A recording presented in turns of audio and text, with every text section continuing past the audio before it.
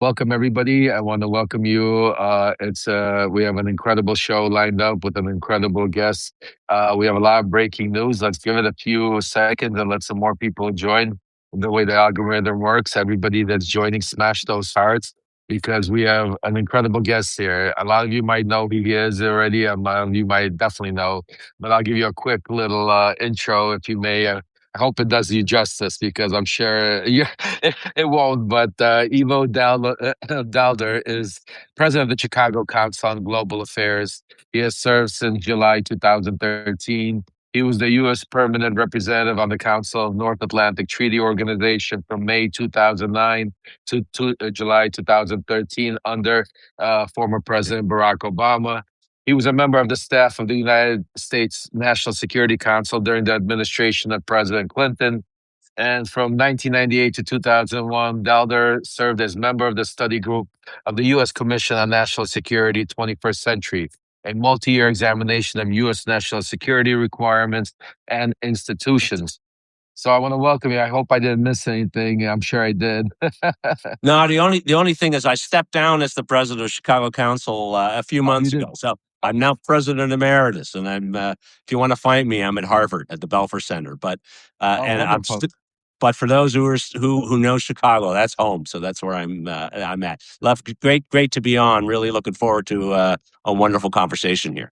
Absolutely. Thank you for coming. Ivo, I mean, let's just jump into what's the breaking news of the day. I mean, it is Prince Andrew, formerly known as Prince Andrew, has been arrested, and he is in UK right now, again, being questioned. His brother, the king, came out basically very, very cold statement saying, let justice appear. And I mean, for somebody that's been in around that part of the world, with knowing how things work. Tell us what's going. What do you think? What's happening right now? What do you see this going on? Well, I mean, on the one hand, it's quite remarkable, and I mean, we were talking about the brother of the king, the son, in some ways, the favorite son of the queen, who has been riled up in this Epstein affair for a very long time, and indeed, well before this, was already losing favor, particularly with his brother. Was stripped of his title, but now arrested. I guess he's just been released in his own custody, but arrested for sharing documents with Jeffrey Epstein when he was not just a royal, but he was actually a trade representative for the Right. British government. It's quite remarkable that this is happening in the royal family. On the other hand, it's completely unremarkable. Here's a guy who is alleged to have done something wrong, and the police arrest him, and there will be a legal procedure, and he is innocent until proven guilty, and we're going through a legal process. We're not going to find any pardonings, or we're not going to see any shenanigans that may happen in our country or in other countries. The rule of law will take its course. And I think the King Charles, making his statement to say, "Listen, this is how the cookie crumbles. This is how we live in our society." I think that speaks to a very healthy society, even a monarchy, which is of course a very different thing than we have when without a monarchy. We're a republic with the president. And so I think it's remarkable on many levels, including that we're remarking on the fact that somebody can be accused of a crime and then in fact be arrested for it. Right. Think about it. We're living in a society in the world right now where it's such such an incredible thing to think that there's accountability.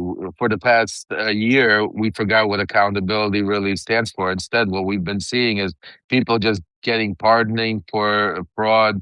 J6 is getting thrown on the street. People that are, I mean, just nonstop rapping, and instead now, where this is like really the first sign of accountability for a cover up that's been going on for so long. And it's not just a cover up for the United States. This is a worldwide cover up. And I really, I think what UK did, and I wrote in my Substack, I think, and it's like now it's the US's turn. What are you going to do? Because we're starting to see accountability, just not only in the UK. I mean, probably all over the world. You're Right, starting to in see people France, in right? France. France is Right. starting to, yep, no, we're seeing it everywhere. We see accountability in some law firms. We see accountability in some That's right. universities. Be nice to have accountability in our own government. Yeah, and it's amazing to see that the number one place, the United States, the leader of free democracy, is the one that's covering up for this whole cover up and in plain view. The other thing that's going to be interesting to see before we jump into the other thing that I want to talk to you about is the fallout, because a lot of this now has to do. The one thing we're not seeing in the Epstein files, which I think one of the things that they're trying to cover up is the Russian connection. Because during the 90s, when the fall of Russia, the fall of the Soviet Union, and during that transition, I remember very explicitly because I lived through it there, watching the oligarchy, watching Putin, watching the old KGB transform into the FSB and use the way he was using the oligarchy by spreading them.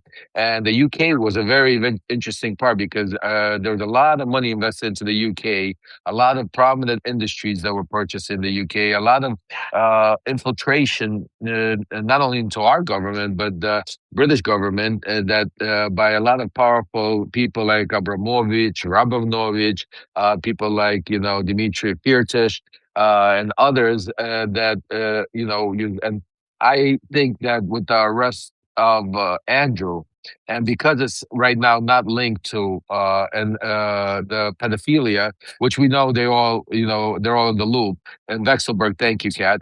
But the interesting part is, I think that we're going to start seeing is the connection of how they manipulated world economies, markets, how much money, and how much also where that money went. Because I always say follow the money if you want to really get to the bottom of it. I think the connection we're going to see with Russia right now, Epstein, the UK, and all of that, I think it's going to get into a much darker world.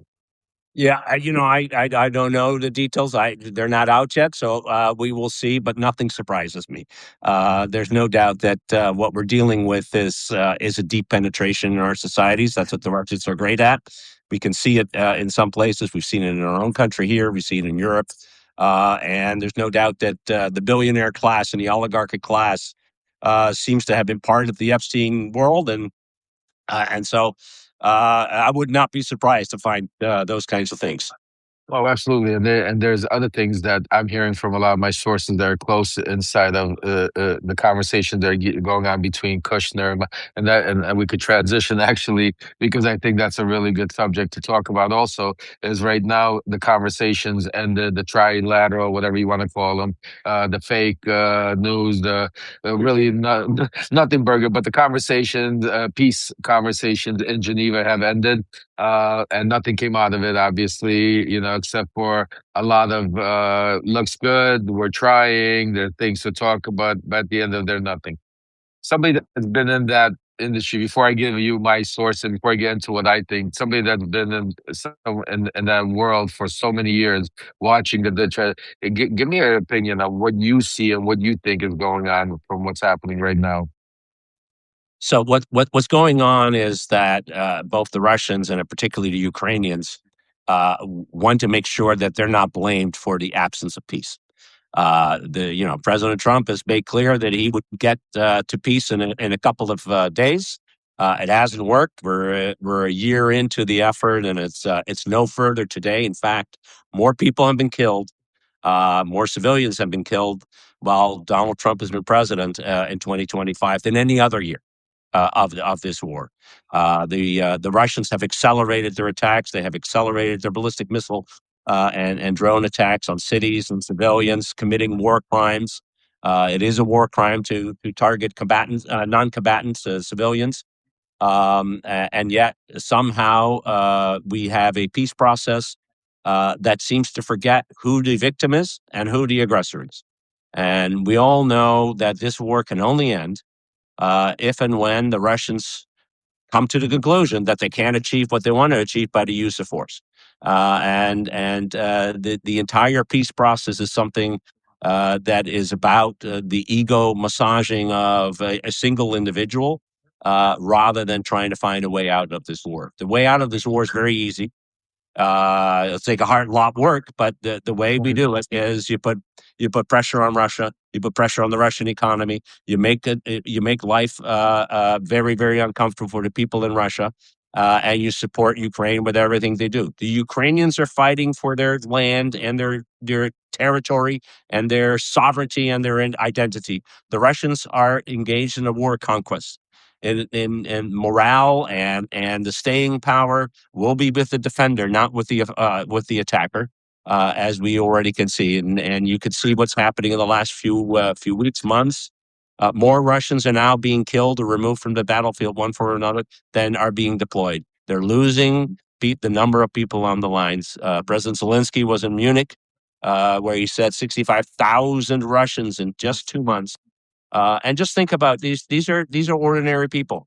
These are not people who believe in any of this war. They are signing up because there's a lot of money on the line, and they are signing up because it may help their families. But they're not signing up because they think Ukraine needs to be part of Russia. And it would be so much better if the president actually appointed people who weren't interested in just getting a deal or finding some economic relationship with Russia, but actually knew what was going on in this conflict, and decide that it's time, once and for all, to help Ukraine to make sure that it achieves a just and sustainable peace. The Ukrainians will sign that tomorrow. The Russians, unfortunately, at least Vladimir Putin, won't. Ivo, very well said. We at Levremembers, one of the things, I'm Ukrainian and we do a lot of work to help Ukraine, besides, from the GoFundMe's to actually going on the ground. But the biggest thing we do is fight disinformation here. And by using some of the sources and some of the things that I'm able to do, I'm able to uncover. And let me tell you what some of the stuff that's going on behind the scenes. I mean, basically, I know we're hearing a lot of rumbling, but this is Witkoff and Kushner. The reason why they're being involved, the biggest project they're working on, besides bringing back and taking over Donbass and bringing BlackRock in and start reconstruction and making money off of that, is Nord Stream 2. Nord Stream 2 is something that Trump keeps playing. Oh, I'm the one that got rid of it. I'm the one that stopped it. But what I'm hearing is, for months, that's the main conversation that is being worked out, and that's also part of what happened in Venezuela, because they're trying to control and the gas in Eastern Europe, and they're pitching Trump by saying, "Here, you're going to make a lot of money off of it by controlling it. Basically, you're going to be controlled just like he controls Venezuela gas. You're going to control Russian gas and oil and sell it and control like this NATO." And I'm hearing we're literally like maybe weeks or months away from an announcement where they're going to start talking about this. Can you tell our uh, subscribers there how dangerous this is and what that would mean? I mean, like, and why Nord Stream 2 is no good? Because a lot of people, when I talk about it, they don't realize what this is. They're like, oh, it's just, we destroyed that. That's not there. That's like, but this is, Well, it's Nord Stream 1 and Nord Stream 2. There are two oh, yes, pipelines, right? yes, I yes, mean, thank you. so there are two pipelines that bring gas from the Siberian gas fields straight to Europe, and bypassing in both Ukraine cases Ukraine and Poland. and Poland. They go straight to Germany. And so the idea would be, let's restart this, and then we can control the gas supply to everybody in Europe. There's a couple of fundamental flaws with this. I mean, the number one is the Europeans have learned that relying on Russian gas wasn't the smartest thing they ever did, and the Germans have learned that. And it made it vulnerable. And the Germans have paid an incredibly high price in order to switch off their reliance on Russian energy. They're full force ahead on the transition, both wind, particularly wind, and solar as well, and LNG terminals that they have put up in order not to have Russian gas. So if Mr. Witkoff and Mr. Kushner and Mr. Trump decide that they want to own the Russian gas, that's great, but they got to figure out a way to sell it somewhere else than Europe. That's kind of number one. Number two is, as long as these pipelines are there, Russian and nobody wants to buy the Russian gas that comes out of it. The Russian gas can't go anywhere. I mean, one of the great things about shutting down Nord Stream 1 and 2 was to say, okay, that gas field that sits there can't go anywhere. There's some LNG further away in the east, and actually French and Japanese companies and the U.S. companies are still working on those LNG fields, and they're trying to build new pipelines to China. But the Chinese, smart as they are, say, "Yeah, well, you pay for the pipeline, and we'll pay for the gas at half the price." And that doesn't seem to be working. So this is one of the great squeezes that is being put on Vladimir Putin and the Gates scam. And I think that's what it is, Lev, by Steve Witkoff and Jared Yeah. Kushner. They're trying to get free Putin from the Yes. economic stranglehold that the West has them in, and it's just astonishing. They think this is, that there's no humanity here. How can you watch what's happening in Ukraine every day and say that Vladimir Putin wants a deal, he wants peace? Vladimir Putin wants Ukraine, and he wants That's right. Trump's blessing to take it. And in some really horrendous ways, Steve Witkoff and Jared Kushner are trying to enable Putin to achieve that, and that's just wrong. I am so honored to have you as my guest because you have taken this is the first time everybody that knows me here that I'm so quiet and I'm just sitting here listening because you are saying exactly what I've been saying on this channel for so many, and that's 100%, and I agree with you. And they have a lot of problems involved, but the number one thing that you just said that I want to reiterate for everybody to understand is that Steve Witkoff and Jared Kushner, the reason why they're there is they're trying to rehabilitate Russia's economy.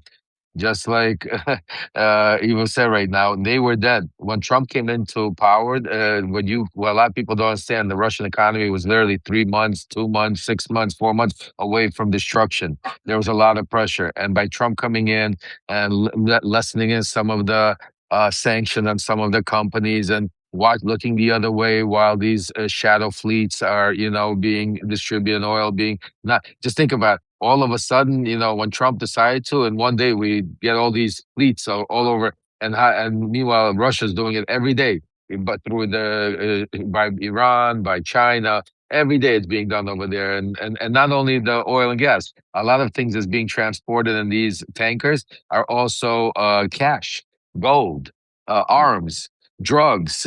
I mean, this is a type of what's being done, and I want to thank you for joining us. I know your schedule is tremendous, and we have a lot going on. I want to thank you for joining us here, and I want to ask you if you'll come back because I want to do a longer show with you, where we could spend some time really breaking down some of the stuff going on in Ukraine and Russia, and also some of the things that are going to be happening. Absolutely, Lev. I enjoyed being on the show. Real honor to be on it.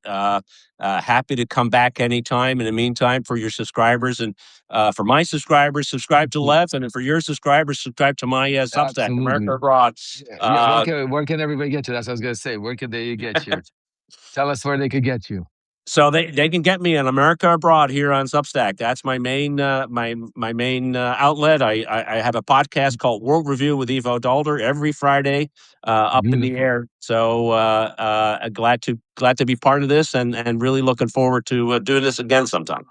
Absolutely. Everybody, our family loves you here. Everybody, you know what to do. If those of you that are not already subscribers, go hit that Chiron up there and make sure you subscribe. Make sure, and if you can, become paid subscribers because this is our home. This is where we are. Independent journalism. We're out here. You're getting information from people that lived it, been there. 2 presidents this individual has served under. He knows what's going on. The information you're getting is like from nobody else. Again, thank you so much. I want you to have a Thanks, Lev. great day. Keep fighting the good fight, Evo. I'll All talk to you right, you later. too. Take Take care. care. Bye bye. Take care. Bye bye. And you have to press the X button over there, like to disconnect, I think. Yeah, there you go, Evo. Folks, I wanna just say to you, this was an incredible guest. This was somebody that I've been wanting to talk to for a while, and somebody that I want to continue having some conversation. We're gonna set up another call. He's just been very busy today. Plus, my schedule's crazy. You could see there's an actual hockey game behind me because I'm not even home. I'm out here working on some very important stuff that has to do with saving our democracy. I left some people at a meeting to run over here to quick quickly do this interview because I got double scheduled, but we were able to pull it off because this information was incredible. In the meantime, folks, spread this far and wide.